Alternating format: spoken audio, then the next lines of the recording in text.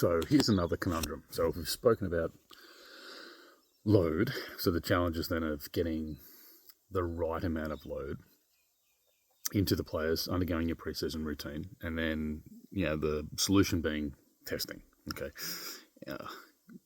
not bad. Okay, like we can kind of offset or come up with a strategy of how to most appropriately dose players with the right amount of load. Volume can extend off the back of that. But the next conundrum then we look at, say, club or amateur preseason versus professional. Now, another stark difference is that, frequency and attendance is guaranteed in a professional setting. Or not guaranteed, but certainly the chances of more players turning up more frequently is much higher than that of the amateur ranks.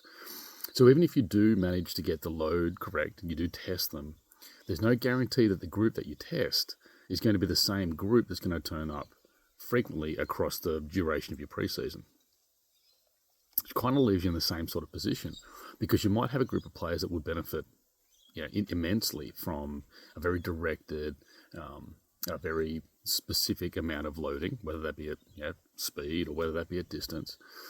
But then you're going to have people that are drifting in and drifting out, and you're going to assign them the best way you know how. You might assign them based on rough, so perceived ability. You might assign them based on playing position. You might assign them based on playing grade. However you assign them, though, there's no guarantee that how you've assigned them is going to appropriately match the conditioning dose that you want to give them. So how do you get around that? And from a coaching perspective, you can rely on a lot of intuition, and you're just constantly chopping and changing.